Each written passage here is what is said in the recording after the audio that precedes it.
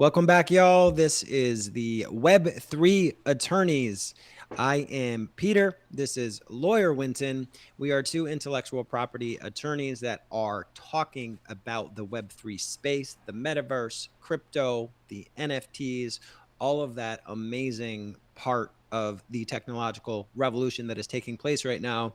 And today we are going to just briefly talk about the fact sheet that came down through President Biden's executive order on ensuring responsible development of digital assets. So I'm going to throw it over to Wynton to give us a rundown of just basically the 5 or 6 main deal points that we'll be looking at. He's going to take our guns. Guns in this sense, that's irresponsible. I shouldn't do that. Guns in this sense being like cryptocurrency. And he's not. He's not. I'm joking. I'm joking. Don't take that serious. All right, this is the fact sheet from President Biden.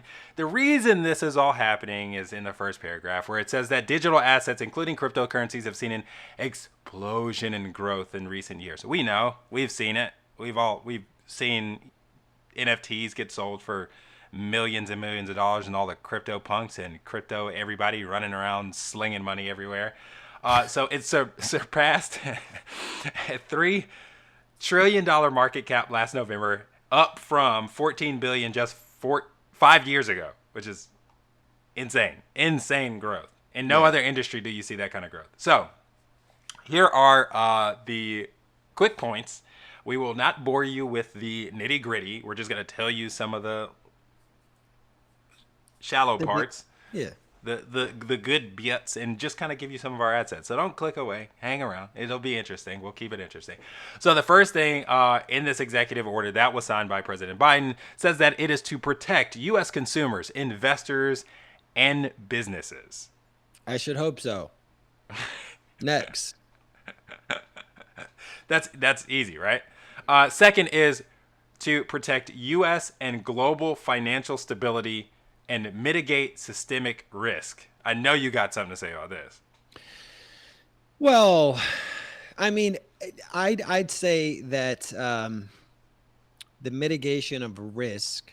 I mean, I think that this is, I mean, looking at the investor side of things, as we have seen in the IP space, that has to be folded into the analysis here. One of the things I'm concerned about, though, is that if you look at the Music Modernization Act in 2018 when it passed, it was unanimous, like 415 to yeses to 0 no's. And the reason for that is not because magically everybody in Congress has agreed that that was the best plan ever, but it's because nobody in Congress understood really how music works within the context of a copyright online, and their attempts to monitor, they were like, just get this off my plate.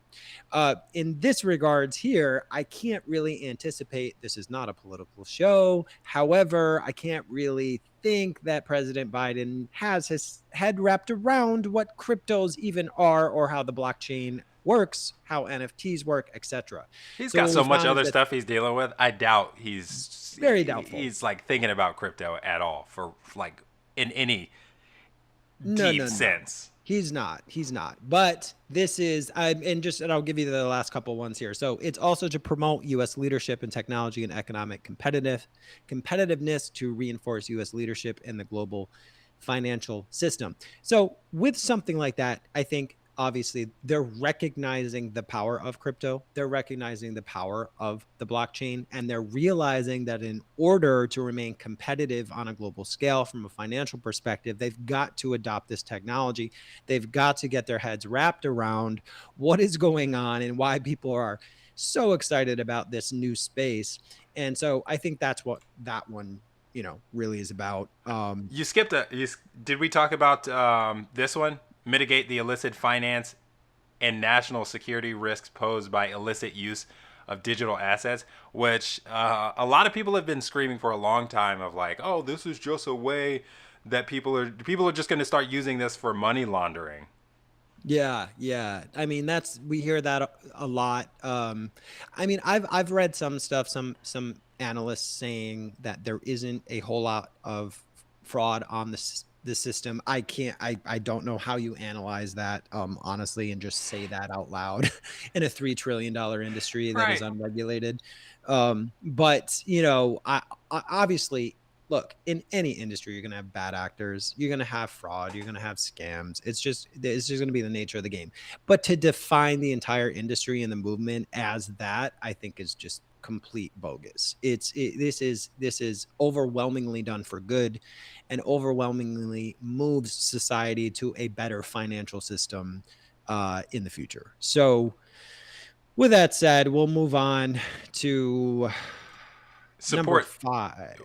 Yeah. Support. Promote equitable Oh, access to yeah. safe and affordable financial services. Okay.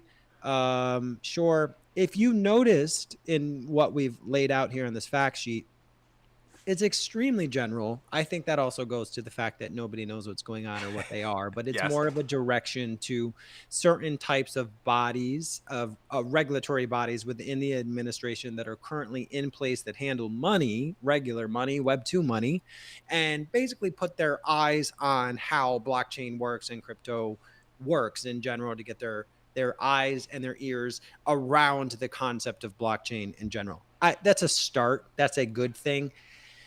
Executive order, I don't really know if it doesn't say much for me. It's so open-ended for me. It really doesn't give any kind of clarity, but Let I me.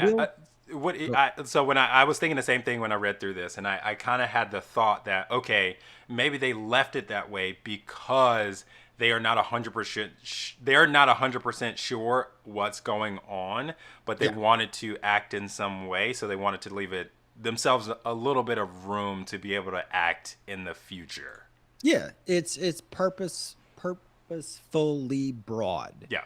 allowing them under now you got to remember in terms of, power, constitutional power, the executive order is the most powerful most power a president has when he issues an executive order, until they're held to be unconstitutional or until the federal legislator puts in a piece of legislation that actually replaces the executive order. They remain in effect and they remain quite powerful. However, this one just directing the currently in place regulatory agencies and regulatory bodies to start looking into it. And if you look at some of this language initiatives, to continue to look into it, which means they already were.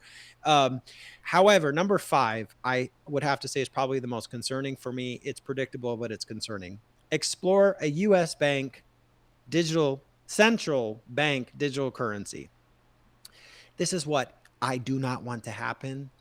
I'm not so upset with the idea of a central bank digital currency because you've seen other countries doing this, Mm-hmm. but you've also seen other countries that have done that completely ban other cryptos within their countries. Yep. So if the Biden administration follows suit to, again, centralize digital currencies, which the whole point of them is decentralization, I that would be absolutely catastrophic for Web3 in general across the board. And that's my biggest concern here, is that is too vague for me to feel overly confident in which direction this is going to go.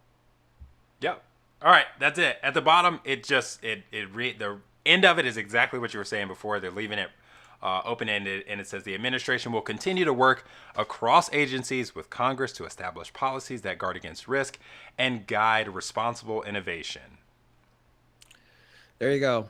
We wanted to give you the fact sheet. We will stay on it so that we can give you the regulatory updates as things move along. But if you would like more Web3 content, we are the Web3 attorneys, the web3attorneys.com, the web3attorneys.io. We're on Instagram, we're on TikTok, we're on LinkedIn, we're all over the place. So please like, subscribe, comment, engage, share, do all those things that everybody does on social media. We would really appreciate it. And we will see you next time.